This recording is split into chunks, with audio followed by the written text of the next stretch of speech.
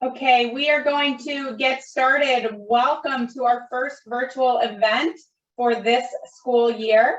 My name is Lisa Kaplowitz. I am the Executive Director of the Rutgers Center for Women in Business, and I am so excited to be joined by Joann Lublin, who I will introduce in a minute. Thank you all for being here. We're going to discuss Power Moms, how executive mothers navigate work and life. But before doing so, wanted to do a quick poll. Here's our first question. How are you feeling? One word to describe how are you feeling? Kids are back in school. We might be going back to the office. Good. I love a lot of these positive. Oh my gosh, overwhelmed was very overwhelming. It became very, very big. Productive, exhausted. Fantastic. Right? This back to school year is a little different. We thought it was going to be back to normal, but maybe it's not quite as much as we originally anticipated. I'm going to let it run for a little bit. I love these things. Overwhelmed, exhausted, tired, good. I'm guessing there are a lot of parents and probably moms on this webinar with us right now. I like the good is pretty big though still, because I love positivity. Tired, stressed, overwhelmed, and exhausted. Joann, are you feeling some of those things yourself? Some days yes, and other days no.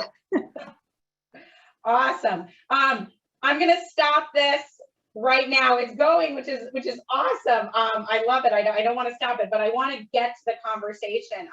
While we're still playing with this, I want to introduce Joann. She was a management news editor for the Wall Street Journal and is still a regular journal contributor. She actually created and has been writing on leadership and executive women for years. She created the Your Career Executive column and ran it till May of 2020. She is an amazing writer, having won the Pulitzer Prize in 2003 for stories on corporate scandals.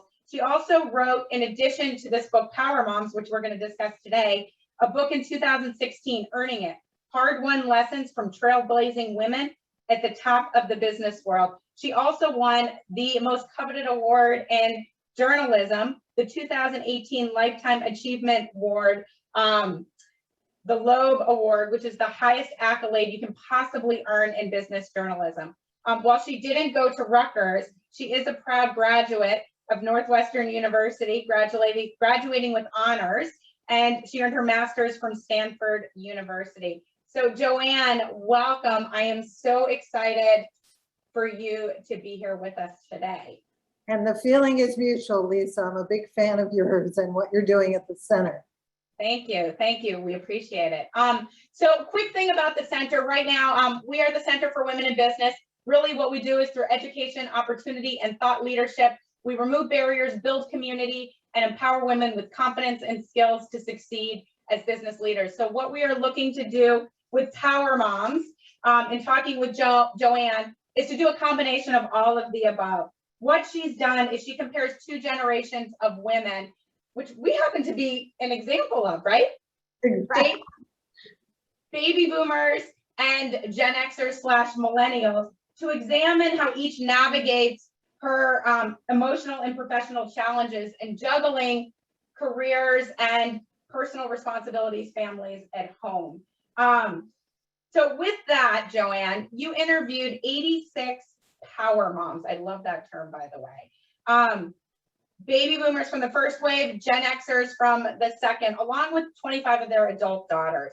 And you write about the conversations and the profound cultural shift. Can you tell us a little bit, what do you think's changed from your generation essentially to mine? Well, when I started reporting this book, Lisa, I wasn't sure I was going to find any change. I was hoping that I would, because all but one of the 52 women I interviewed for the first book were baby boomers, and they were trailblazers. They often were the very first women to get into the executive ranks in corporate America. And overwhelmingly, those 52 women in that first book were also moms. And among those who had become CEOs of public companies, the proportion was even higher.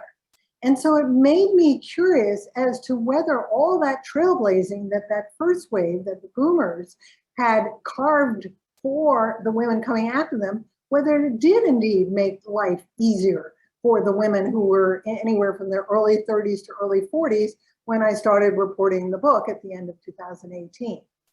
And what I found, to my great delight, was that there had been this profound cultural shift, and it reflected three overarching forces. One was the improvement in technology. When my kids were little, if I wanted to work from home, it was really slow dial-up, if you got through it all. And so you were much more likely in the boomer generation to stay late at work and get home later.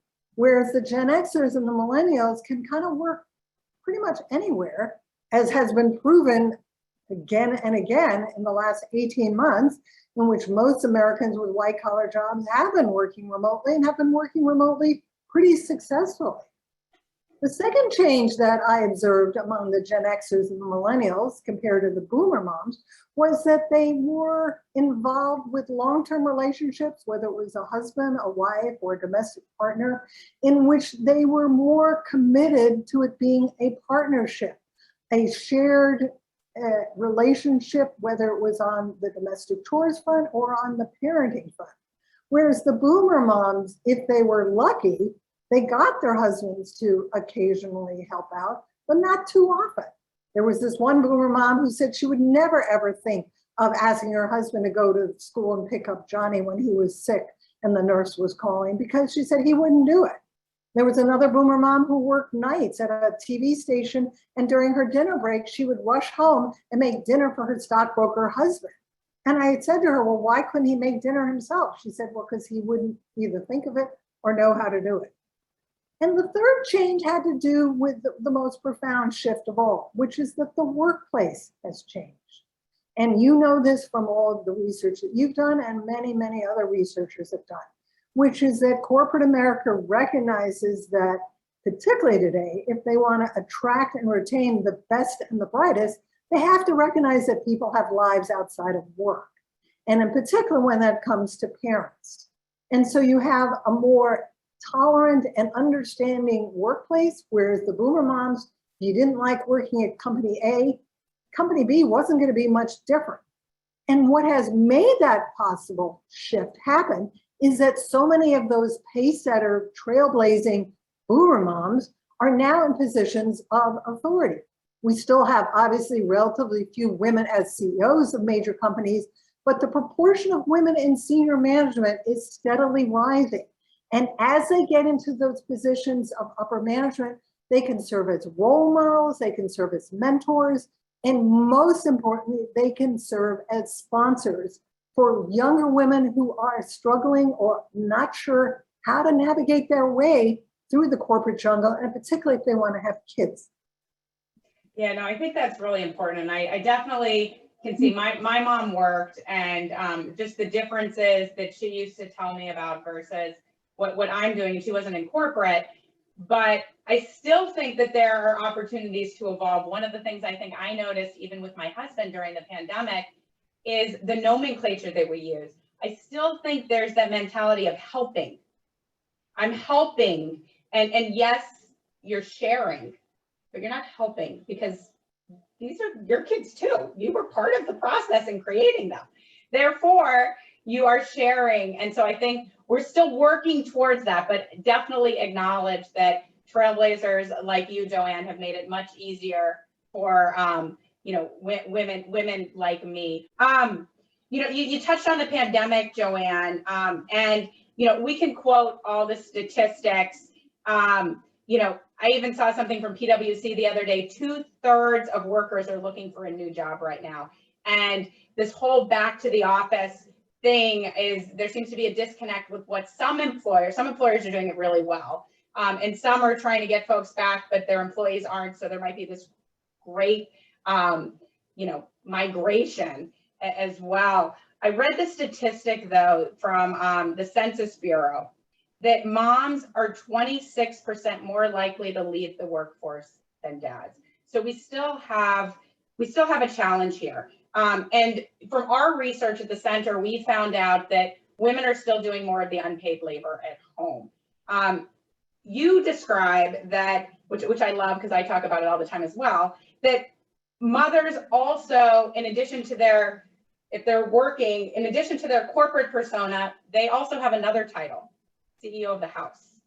How do we ensure that the trend continues where men are sharing, because we have seen that happen more, are sharing in the unpaid labor at home as we go back to work?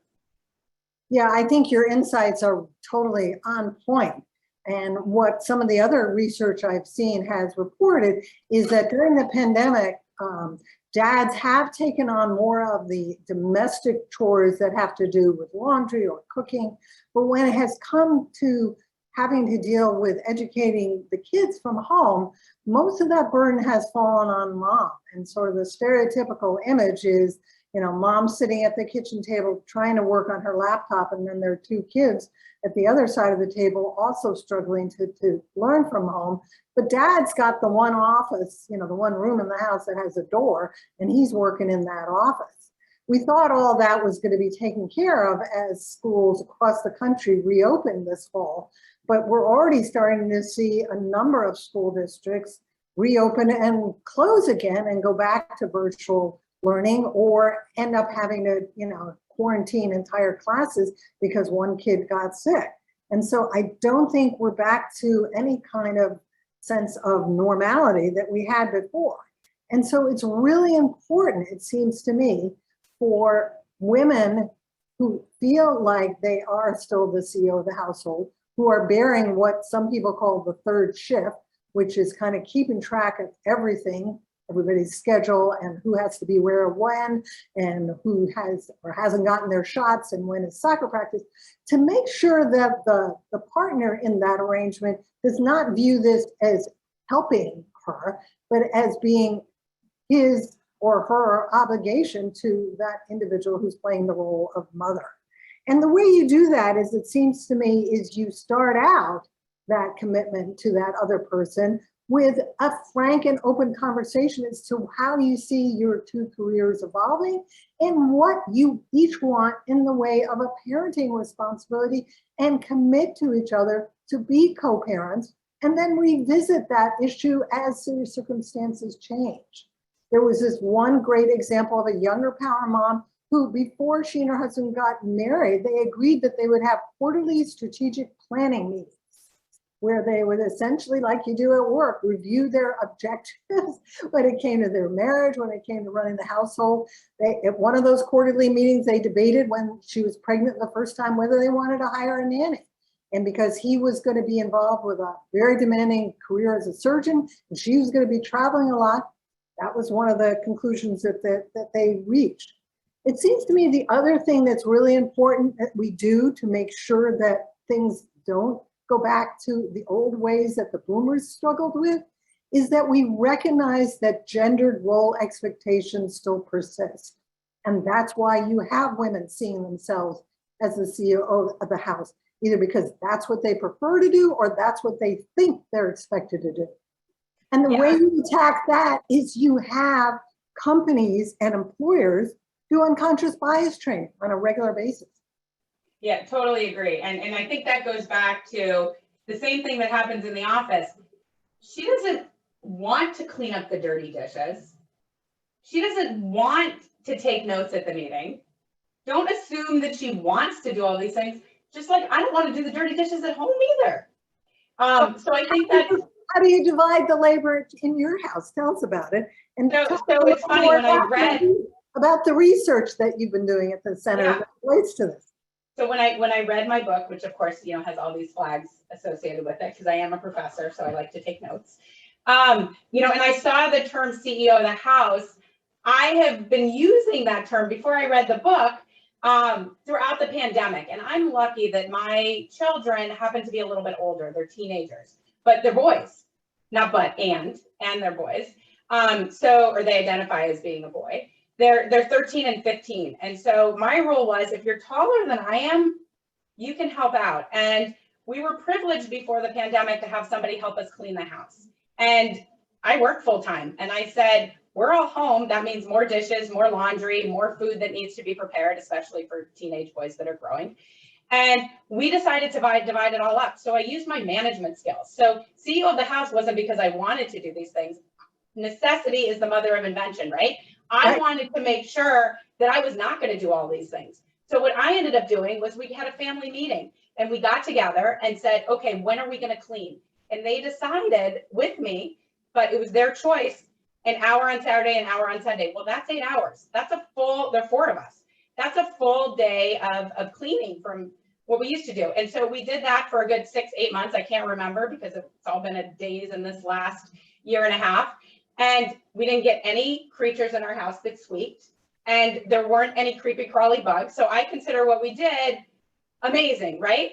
And then we started a dinner rotation. So I only cook once every 4 nights. And they're phenomenal cooks and they're better than we are some of the time. So that's how I went about it. And there are a couple questions. I think there's one, Rachel, that you had asked about how do we change men's attitudes. So I'm trying to do my part in my little micro world of training sons to ensure that they are sharing in the unpaid labor, to make it normalized for them. I also gave them fancy titles like director of toilets and vice president of kitchens, and implemented a whole bunch of other management practices besides buy-in. Job sharing doesn't work when you're dealing with 2 teenage boys trying to make a bed. It just ends up a hot mess. But a lot of them did work. And so I think it's a combination of, Joann, what you said, it's normalizing that behavior. It's normalizing it in the office. It's also ensuring that at the company, if you are a man, and I hope there are men that are on this call as well, you know, when you leave loudly.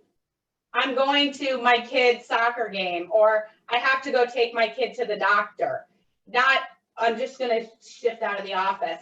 And, you know, when you're on these Zoom calls, I think what was so great about this pandemic is you have all these kids bouncing in and out. In my class, I had kids coming in. I had parents coming in and listening to my class. And I think it just normalized all of us and made us, you know, realize that we have other personas and other facets of our life. So I think that was really important. Looking at another one, you know, there are a couple questions about guilt, and we all know guilt well. Joann, I think what was really interesting when I was reading a little bit about you, I think it was in a McKinsey article or something, about the role your mom played, even with you, and the whole dedication to the book, and how, you know, supportive and, you know, the critic. Can you talk a little bit about that and how that impacted your own work experience?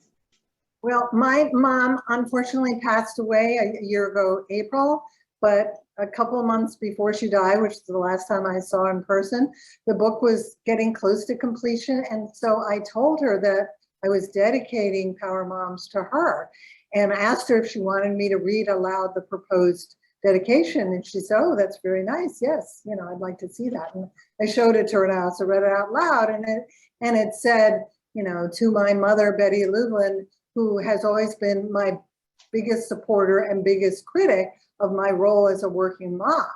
And when she read that, she said, oh, no, that won't do. Because this was someone who was a school teacher, and when I became pregnant for the first time, wanted me to give up my journalism career and become a teacher so I could have my summers off, and I refused her advice. And she said, no, you need to reverse the order of that. And I obeyed her wishes. So it now says, to my late mother, Betty Lublin, she always was my greatest critic and greatest supporter of my role as a working mom. But you also were going to tell us a little bit more about what your research showed. Oh, right. Why is it that men are, during the pandemic, have been willing to do more in certain arenas on the home front, but not others? And how can we continue to change that calculus? Right. I think that's really important. And I think what's interesting is, so we did research in March of 2020, May of 2020 and March of 2021. And what we found was the more that men contributed to the unpaid labor at home, the happier and more productive women were in the workforce. What was interesting is what we found even in the 2021 piece, that trend continued, but also what we found is when women were sharing in the unpaid labor at home, men said they were more productive and happier at work. So it works both ways. And one of the things that we saw, and this goes to some of the questions that I'm seeing here, you do it better, I don't know how to do it. That's a bunch of crap, frankly. You know, you want to do it, that's my favorite one. No, I don't. So part of what we need to do if we are the CEO of the house is, it's okay to settle. Yeah, What? delegate. We need to delegate. Absolutely. Delegate. And also, it doesn't have to be perfect. You know, as long as the kids have eaten something, they're fine. As long as they have clothes on, they don't have to match, it's fine. As long as they somehow log on to that Zoom, it's fine. Even if they're sitting on a floor and not at a desk, doesn't matter. So I think that's important. But the other thing we found in our research was men were doing more. They weren't doing as much as they thought they were doing. So when we did this, women in 2020 and 2021 said 37% of them said they were doing 5 or more hours of, you know, unpaid labor at home, childcare and housework. Men in 2020, when this pandemic started, said 29% said they were doing 5 or more. Fast forward a year, 48% said they were doing that. What's really interesting is before the pandemic, in 2019, if you look at the American Time Use Survey, on average, men were doing 27 minutes a day. So what happens is it's a contrast effect. And I was lovely when you can quote your articles to your husband. And he said he was doing 50%. I was like, you're not doing 50%. You might be actually up to 20 or 30. Like, he's done a lot more. I said, but let me explain to you this contrast effect. And we've been married for 20 years, so we can kind of joke like that. And the fact is that it's equivalent to lifting a 5-pound weight. And if men were doing 27 minutes a day, and now even if they're doing an hour, it feels like that 5-pound weight now becomes 80 pounds, where women were probably carrying that 75-pound weight all the time. And now when they're carrying 80, it doesn't really seem like that different because we were always doing a lot beforehand. The thing I admire what you're doing is that you're raising sons to understand their view and their role in the household very differently than prior generations. Yep. Boys were raised, and that's how I raised my son. And so when he became a father for the first time, he would go around correcting his peers who would say, hey, Dan, I can't hang out with you this Sunday afternoon. I'm babysitting my kid. And Dan would say, no, you're not. You're fathering your child. You're parenting your child. Because that's what I do with my child. And so the words that we use speak volumes as well. And when he told me this, I was like, yeah, I did something right. Hooray. Exactly. And I'm looking through the chat and I'm seeing some of these hacks that I think are awesome.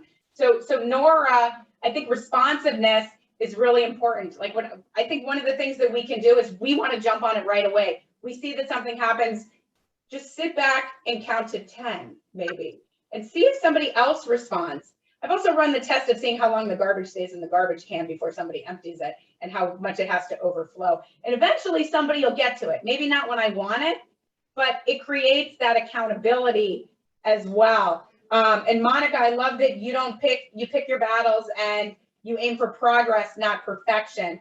I think that is really perfect.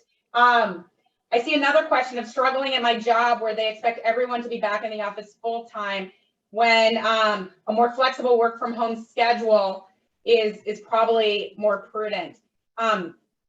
Joann, any advice from there before I jump in about what we think companies should be doing? Well, there's 2 pieces of advice I would give to that questioner. Number 1 is don't try and fight these kind of really important battles alone.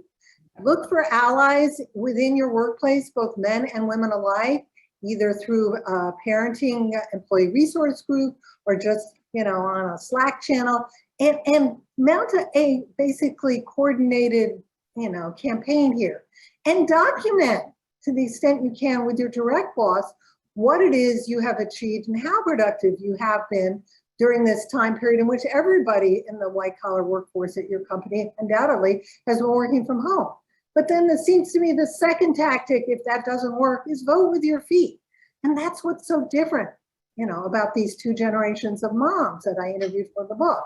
You can vote with your feet. We're in a talent market in which companies are struggling and scrambling not only to attract people, but to hold on to people. And particularly when there's this disconnect between bosses saying, well, I want you back in the workforce in the office full-time or 4 days a week, and you're saying, I want to be home at least 3 days a week. If you can't get redress, then exit. Right. They're calling it the Great Resignation. Right. So I think that's happening a lot. And I've seen certain employers in certain industries that are trying to really require folks to be back in the office every single day. And then there are other industries that are creating these structures where there are a couple days required in office and maybe a couple days virtual everybody. Capital One, I think's business model is actually phenomenal. And then maybe there's one flex day or whatnot. Because one of the fears that I have for corporations is if you totally open up, who's going to be the one that works remotely? And there's this perception, this bias that if you're not present, you might not be working. And we all know that if everybody's online, we're all neutralized and we're all equal. If everybody's in person, okay, great, it's all the same. But when you have that dichotomy, it can be a little bit messy. So I think the other thing you can do if you're struggling with your employer is if you're working in a bigger organization, they very well could have a business resource group, an employee resource group. That's where Joann, as you're talking, as Joann mentioned, you're building in your community, and there are always power in numbers. I think that's really important. So another question about, dad's been home more. He might not be on top of things from a mess standpoint as we're used to. The kids are starting to inherit his habits. What do we do? Well, that's where you have the family meeting like the one you had in your household, okay? And you make it clear, we all are part of a family in which we love and support each other. And we need to figure out ways that we can make this boat float so that we're all happy and we all have clean clothes on Monday morning when we have to go to school or to work. Right. I think that's very true. There was one other question, and I'll get back to this, but I love this. The dialogue's going really fast and furiously. Another question was on the mental load, and we touched that for a second. But if we look back at the word cloud, the biggest words were exhaustion and overwhelming. And there was something I read at one point where there are 10 questions you should ask your partner if they know what's the kid's shoe size, who's the kid's doctor, name 2 or 3 friends. There were a couple of these things. And if somebody doesn't know that, then you can make the argument that maybe they should be a little bit more involved. And that's part of the mental load. Joann, do you have any other advice of how to reduce that mental burden? It's really a burden. It's why I don't sleep at night personally. Right. I think another way to deal with that mental burden is to make sure your employer is aware of the demands that you have in your life that are other than work related. And so last summer, when the book was already in publication at the printing plant, I went back to 3 women I had interviewed for the book from the younger generation who were working remotely before the pandemic struck, to ask them how their lives had changed, because in each one of those cases, they were still working remotely, but now they had the kids underfoot. And in the case of one of those executives who worked for a company that was 100% remote pre-pandemic and who now had 2 children at home who weren't there before the pandemic brought them into the household again, she essentially told her employer that between 7 a.m. and 11 a.m. on weekdays were going to be her protected hours. And she was not going to be reachable because that was going to be the time that she needed to deal with her personal life, with her family needs, with her children, with whatever. And the company, accepted that because she was going to be needed and reachable and involved at the rest of the day. So that's one tactic. No, I love that. And I think that naturally transitions us into what you refer to in your book as WorkLife Sway. We've called it the work-life overlap because right now during COVID, everything's overlapping, right? Everybody's at home in the same place at the same time, et cetera. So talk to us a little bit about WorkLife Sway, and this is going to be a personal self-help as well, and some of the things that you discovered personally and then throughout your research in the book. Well, when I wrote Earning It, I was well aware of this idea that work-life balance was an impossible ideal, but I had no idea if there was an alternative. I had one chapter in that first book about these women's experiences as parents, and the title of the chapter came from one of those executives. And the title of the chapter was, in her words, "Manager Moms Are Not Acrobats." And that was her notion that we can never achieve something called work-life balance. It's the equivalent of maintaining a yoga pose in which one leg is held against the other for 24/7. But it was only when I started interviewing the Gen Xers and the millennial moms did I come to learn about an alternative way of looking at this issue, and it's called work-life sway. And I became so enamored of this idea that I submitted my manuscript with it as the subtitle. So the original book was going to be called Power Moms, Secrets of Work-Life Sway from Two Generations of Executive Women. And the publisher immediately came back and said, great title, we got to change the subtitle. No one will have any idea what you're talking about. And so it did become an issue and something that these younger women identified with and practiced to a much greater degree than the boomers. And the notion here is that when you need to be present and involved with a work task, you give it 110% and you throw yourself in with all the fervor and energy and expertise you can.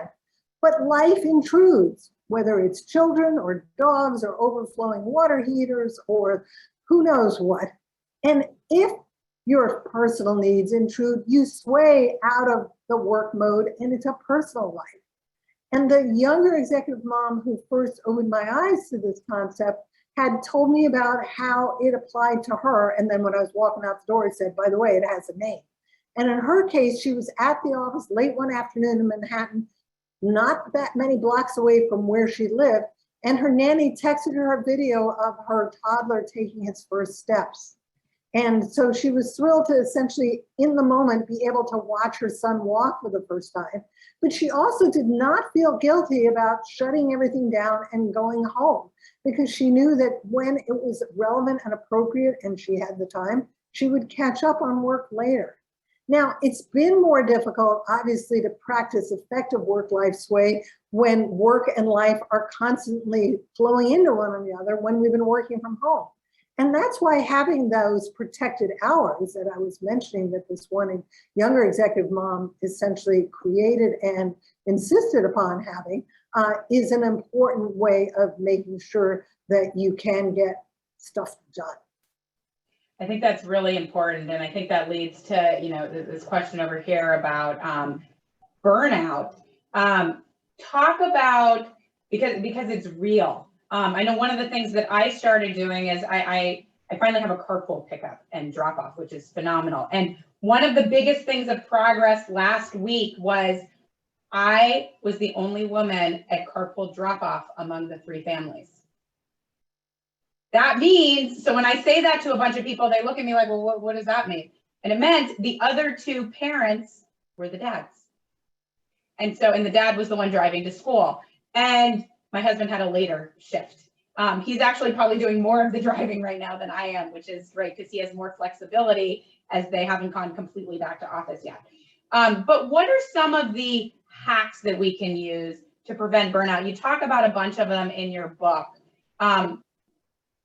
So the woman who came up with the title for that chapter about working moms and earning it is making a repeat appearance in Power Moms. And she was the one that said, you should have a whole chapter on ditch working mother guilt.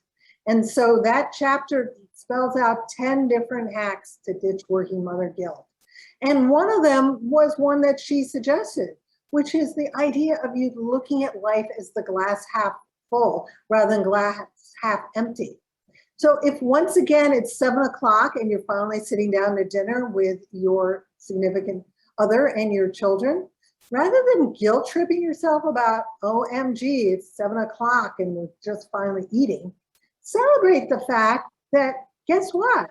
I'm getting to eat with my kids and the person that means the most to me in my life. Some of the other hacks that I think that many of these women found very useful is totally addresses this issue of burnout and feeling overwhelmed, which is it's important to carve out time for yourself. That self-care is not selfish care. And too many working moms especially think that it's not good if they actually practice yoga or go for a walk or take a bath. And yet you have to be mentally and emotionally healthy in order to be good at what you do for your family and good at what you do, on your job. I'll never forget the time when Dan, the now very grown-up son of mine, was about 3 years old and was happily reading a book with his dad one weekday evening. So I went and took a bath. And suddenly, as soon as I sunk deep into the bubble-filled water, I could hear banging on the door. "Mommy, what are you doing?" I said, "Dan, Mommy's having some me time for herself." "Mommy, I want to have me time with you." And I said, "I appreciate that, Dan, but I think your dad's waiting for you to continue playing with him. And so when I'm done with my bath, I will read you a good night story." Okay. Another thing that you can do that I thought was a really great hack is set aside time. And one mom on the younger generation takes 3 vacation days every quarter to be with each child alone. And so she has 3 kids, 3 sons, and every quarter each son gets a mama day. In my case, I tried to do this when we moved to London and I moved into management. The first time the kids were on vacation, I said to each kid, "Okay, you get on a day totally just with me." And I said to Dan, "Where do you want to go?" And he said, "To the toy store." So we spent 8 hours at the toy store. The Harrods is pretty cool though, so there are lots of toys. Yeah. So I think that's great. There's another one. I love the fact that that getaway. I had a friend who I call my super mom friend. And as soon as I had a baby, when I had the second kid, she actually said, "You need to carve out special time." And so this reminded me of special time where I told the baby, "I'm sorry, I need to play with your brother." The baby was a baby, like literally a week old. And you let the baby cry for a minute or two, the baby's going to be fine. And then you give even 5 minutes with the older kid and the older kid feels special. So this reminds me of that. It's a great hack. The other one I liked is when you and the children, I think one of your power moms did this, sat together at the beginning of the school year and said, "Okay, I work." And I tell my kids, well, everything costs money. That's why mommy works. And you like this lifestyle that you live in. So mommy has to continue to work. But what are the key events that you want to make sure I block off my calendar? So I'm going to come and see you because I love watching you play. I love watching you perform. What are those things? And so I thought that was. And then you incorporate that into your work calendar so all your colleagues know weeks, months in advance that on February 2nd between noon and 2, you're going to be MIA. Right. And so I also do that on my husband's calendar, which he needs to accept my invites more. My sons are doing a better job of accepting my invitations, but I've started putting things on his calendar so he knows as well. And Wendy, I saw your question. Here was my life hack with that. My kids are going to a newer school for them. And so when I was inviting the kids, because even with teenagers, never know if the communication is going to happen with their friends, to their outside COVID safe birthday, I decided to email the moms and the dads. Good for you. Because why do the moms always have to do everything? To your point, Wendy, why is the mom always the first one? And I told that to a couple of my friends and they started doing that. So if we can all start emailing, and if we're in charge of the PTAs or we're in charge of the class parent, if we can start notifying both parents, or in case of not parent, right? You have to identify, don't just identify the mom. I think the other term that I've seen that folks have been calling out, I don't know if it's here, is we keep saying working moms, but we never say working dads. I do throughout the book. I talk about working dads throughout the book. I love it. I love it. So I think that's something that we need to be careful of. This shared calendar function on Apple, great, thank you. I need to figure out how to do that as well. let's talk as we're running out of time, because this is such a great conversation. I love how it's flowing. What can employers do to solve some of these problems? You talked about a little bit, but what's society's role? What is corporate America's role? I think what's really important is setting the tone at the top and then walking the talk. And several of those younger executive moms who ended up leaving corporate America in order to start their own businesses did exactly that. The greatest example, the best example of that, I think, is Jen Hyman, who is the CEO and co-founder of Rent the Runway, who took a multi-month parental leave after each one of her daughters was born, even though she was CEO, empowered her management team basically to run the show while she was gone. But at the same time, a couple of years ago, extended what were already family-friendly benefits for her salaried employees, extended them to the hourly workforce as well. And after this occurred, she noticed that relatively few of the dads were taking advantage of this multi-month paid leave. And so she essentially issued really tough marching orders to her direct reports to say that she expected them to use the same family benefits that she was using. And so when her chief technology officer, a guy, was about to enter parenthood, she insisted that he take his full parental leave and also communicated to everybody on his team and to the rest of the company as to what he was doing. And to the point I'm making here, she said after that, there wasn't a single dad who didn't use his full complement of paid parental leave. That's awesome. I love that. One question which I think is really important. Not everybody wants to be an executive.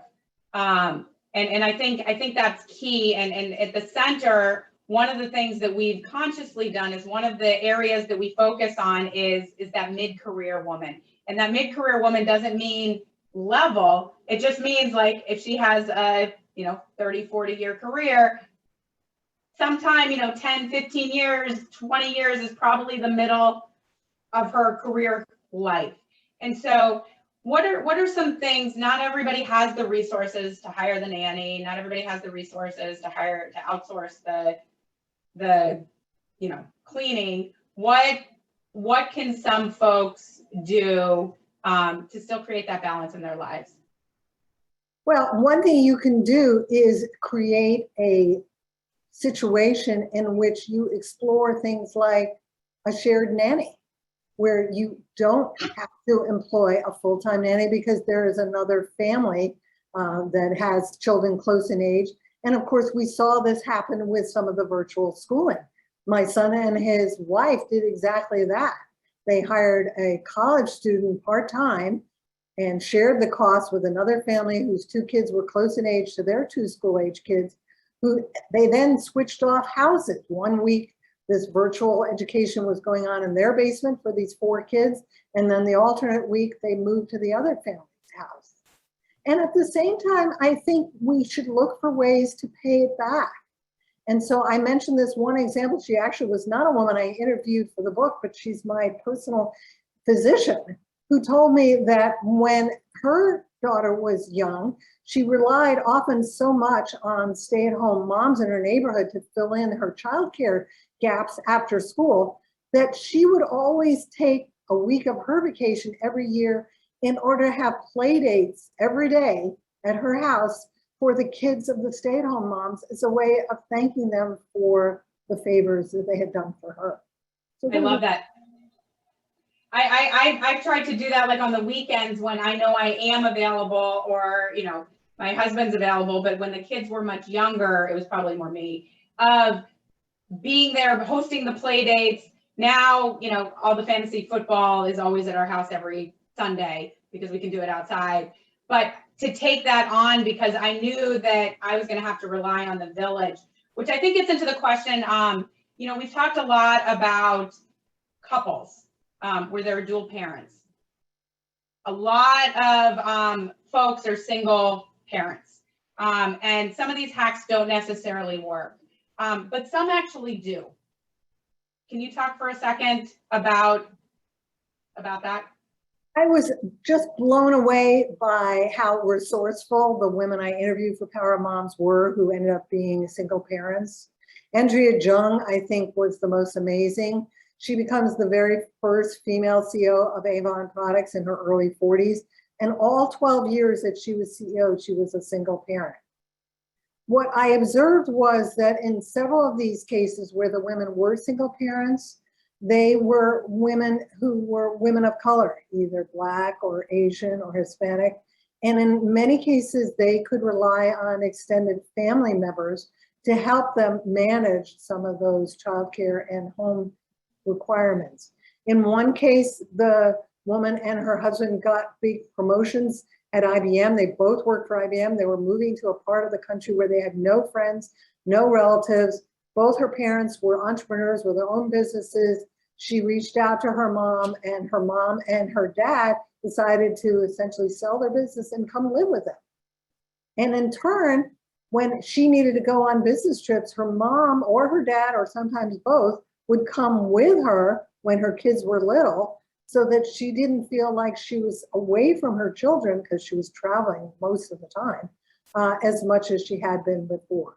And so I think, there are lots of ways in which single moms can widen their network, but I have to say my hat is off to them, especially women who are working at very low level and very low paid jobs.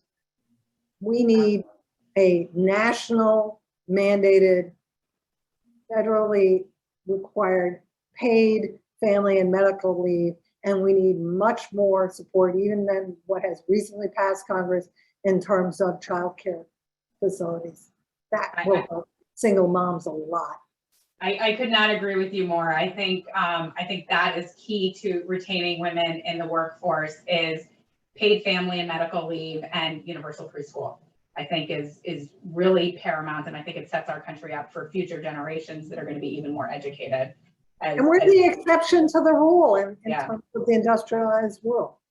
Totally agree. We are out of time, so I want to do one more quick poll and wrap this up. Here's our exhausted and overwhelmed. There was a lot we talked about today. You can still use the same text chain that you were doing. What is one strategy you learned today that you are going to implement immediately? What is one strategy you've learned today that you are going to delegate into my husband? Yes, I need to do more of that as well. I can't see the hand raises. Oh, but if you see the screen, you buy Joann's book. Right. I'm going to show you how to do that in about 2 seconds. That's great. Quarterly strategic meetings, give kid each day a quarter, self-care.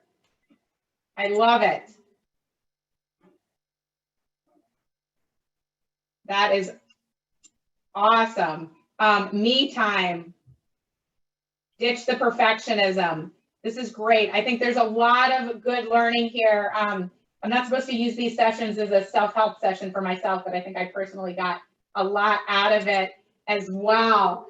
I want to thank our partners and our sponsors, because without any of this, without them, we couldn't host any of these as well. And then finally, I want to direct you to Joann's website, JoannLublin.com. Please buy her book. We intentionally did not share all of her traits and secrets within this because we want you to buy her book. You can buy it on Amazon. Her publisher, HarperCollins, would greatly appreciate any purchases of it. And anywhere else books are sold. Just a couple next event. Our next event is we kicked off Hispanic Heritage Month a couple days ago, and our next event is with one of our esteemed board members and a good friend of mine, Maria Montaño, Celebrando Mujeres Latinas, celebrating Latin women. She's a first-generation woman from Mexico. Her parents are from Mexico. She is CEO of Gerber Children's Wear and just an incredible inspiration for us all. So thank you all for joining us. Please follow us at the Rutgers Center for Women in Business. please buy Joann's book. It is beyond fabulous. I learned so much from it, and we appreciate you all being here with us. Thanks so much.